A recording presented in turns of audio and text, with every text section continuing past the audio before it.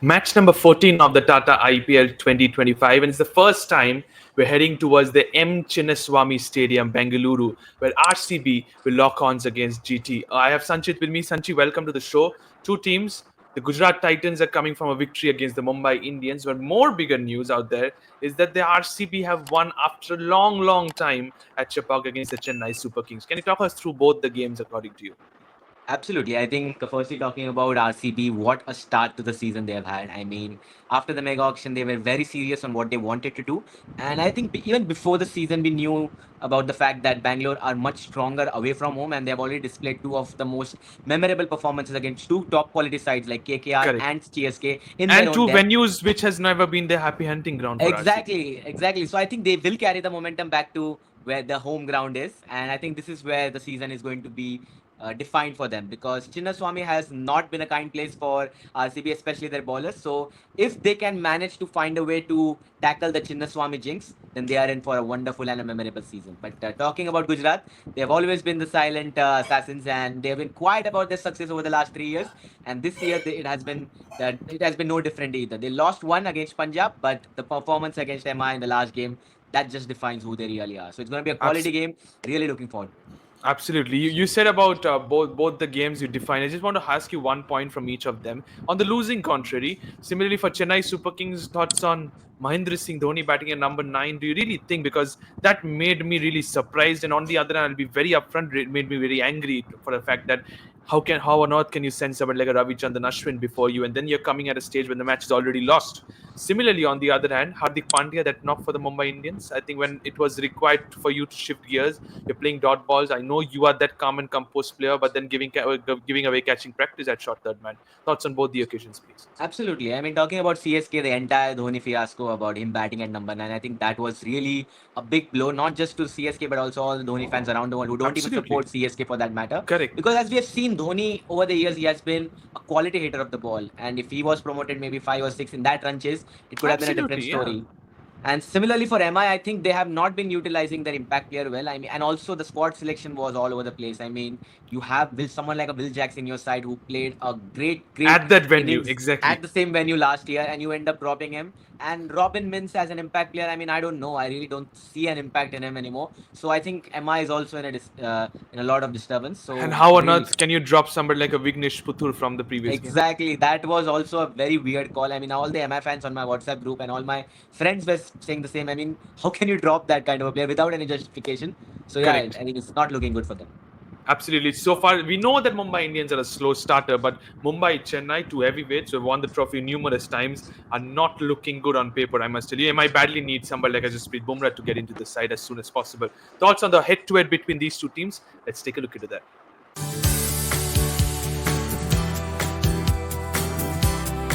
The last two occasions, RCB have won against the Gujarat Titans. If we talk about last 5 occasions, 3 times for the Royal Challengers Bengaluru compared to 2 for the Gujarat Titans. As you said, not a happy hunting ground for these two teams, but especially for the Bengaluru boys.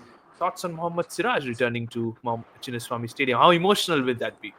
It's gonna be very emotional. I mean, it is that one of the homecoming of this season, the story. I mean, along with Josh Butler coming to Jaipur in few weeks' time. So similarly, it's gonna be very emotional for the RCB fans and also for Siraj. I think who's been vocal about him being sad about not being picked by Bangalore again in the auction and now finally playing in Chinnaswamy, but from the away side. It's gonna be very hard to take in for all the fans also who have seen Siraj play for the red and black side and now suddenly in the away team. So the battle between Siraj and Kohli in the power play is going to be very interesting and fun for both the sides definitely. So yeah, it's going to be weird, but that's how the mega auction dynamics are. Watch out if a delivery like he got rid of Rohit Sharma comes into the occasion and Yeah, he can knocks definitely. over Kohli. I cannot imagine what scenes is going to happen at the Chinnaswamy. Whether they will be supporting Siraj or not, I don't know. And if he copies a Cristiano Ronaldo Sue, I have no clue what's going to happen around there. But thoughts on the pitch report of the M Chinnaswamy Stadium? Let's take a look into that, Sanjay.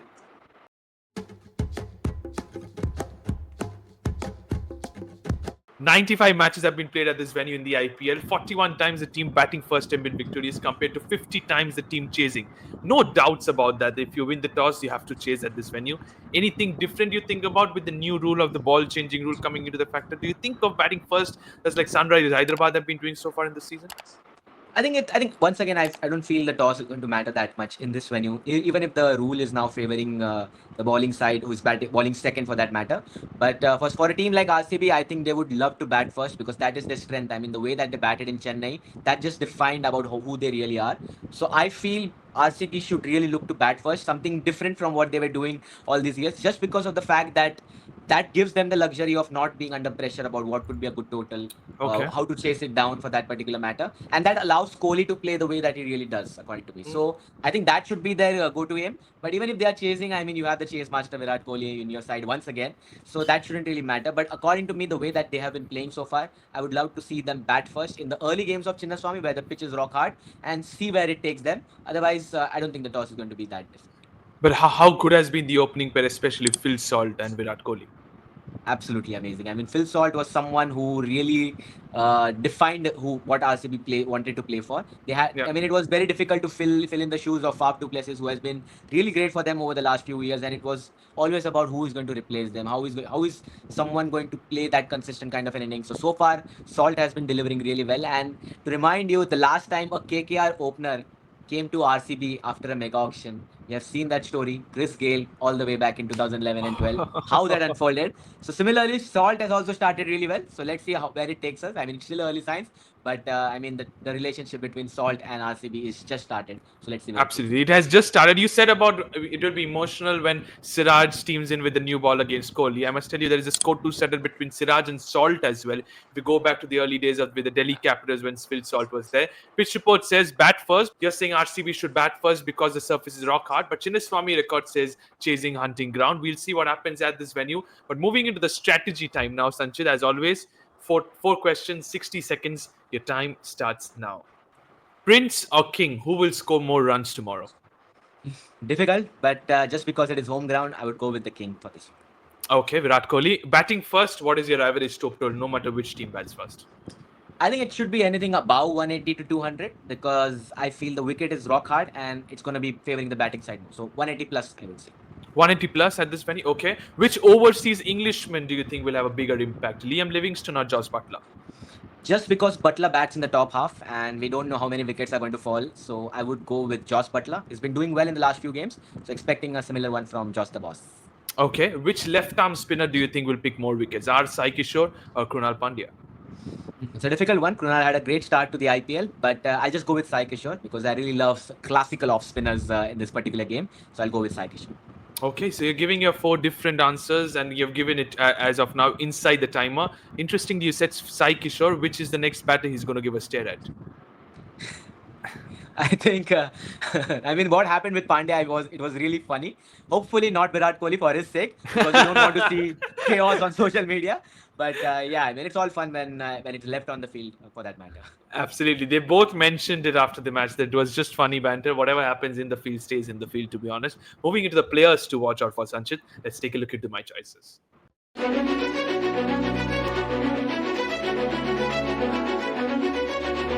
For RCB, I've gone with Virat Kohli, Liam Livingston, and Bhuvaneshwar Kumar. For Gujarat Titans, I've gone with Joss Butler, R. Sai Kishore, and Mohammad Siraj. Starting with RCB, any other name from your end?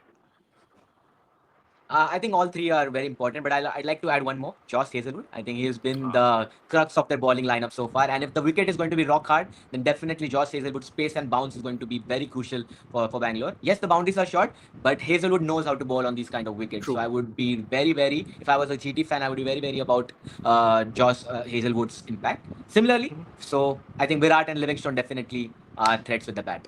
Similarly, Rajat Patidar himself, because he's a 6-hitting machine. Him was at the Chinnaswamy Stadium will be another one to watch out for.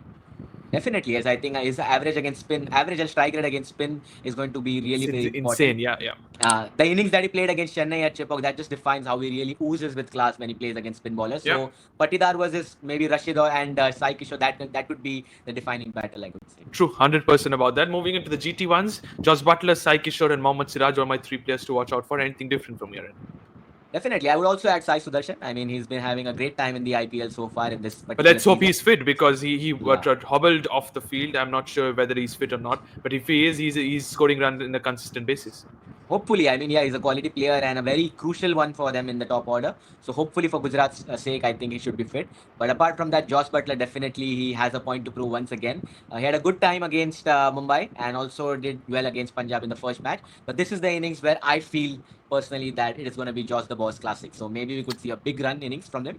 So hopefully, hoping for the best. Okay, so Chinnaswamy often produces better of a surface. We're expecting Josh the boss to score some runs at this venue. Moving into the three battles I've gone forward to. Let's take a look into that.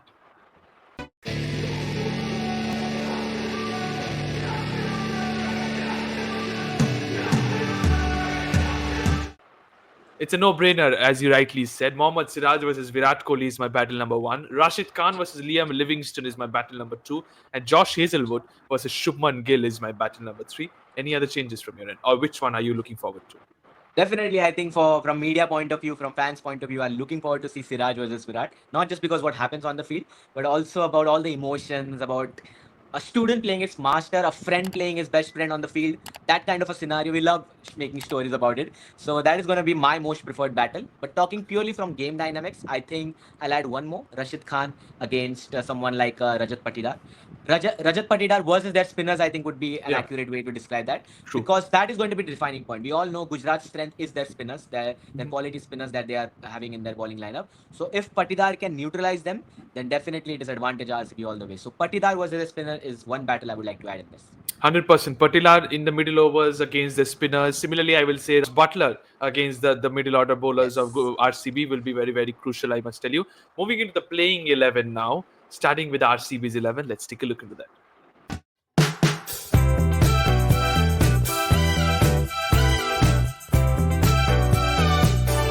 I'm sticking to a same 11 because why change something which is not broken, Sanjit?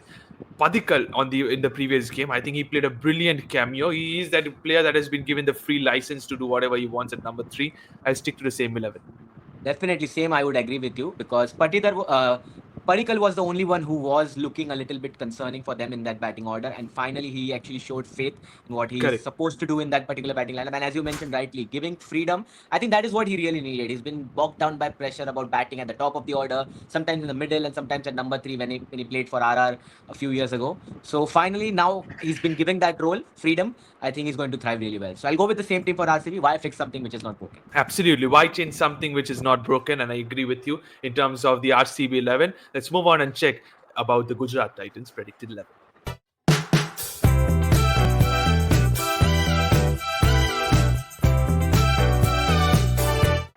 This team also looks good on paper, I must tell you, Sanchit. The previous time they had a veteran playing his 150th T20 game. Ishan Sharma was called in as the impact sub. I think that worked out well for a good Titans as well. But that's the only concern I have, and I'm asking you constantly, who is the replacement of David Miller in this side? Is it Shafin Rutherford you're still focusing on, or do you think Glenn Phillips should be somebody that should be looked into?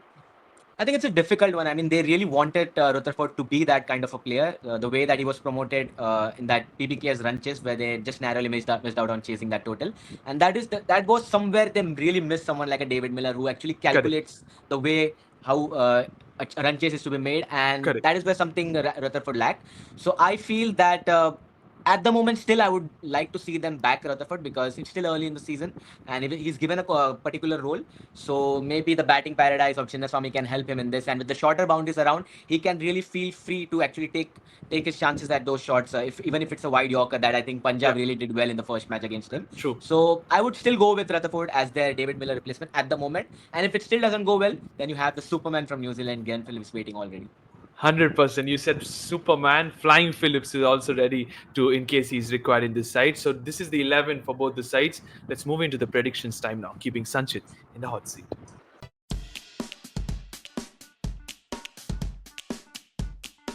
Match number 14, GT versus RCB at the Chinnaswamy Stadium. Sanchit, what's your percentage for this one? I'll go with 60-40 for RCB because they've been on a roll, and what better way to welcome back? What better way to be welcomed back at their home after two consecutive wins away from home in Kolkata and in Chennai. So definitely they'll be high on momentum, and Yep. RCB I think are favorite just because of the combination that they have, the players that they Okay. are in form, and also bowling looks a bit better than what it was earlier. So I'll go with 60 for RCB, 40 for Gujarat. Not saying Gujarat is a bad side, but just because of the conditions and the matchups that are there, I feel RCB are a little bit overpowered. Okay, a little bit overpass. 60-40 to the Royal Challengers Bengaluru, says Sanchit, which means that hat trick of victories for the Rajat Patidar led side as well. Thank you so much, Sanchit. Thank you to all the viewers for watching this video. Expecting a high scoring game because Chinnaswamy always produces such games, to be honest. Let's see. Sit back and enjoy. Don't forget to subscribe to the Fifth Umpire. Press the bell icon as well. Thank you so much. And bye bye.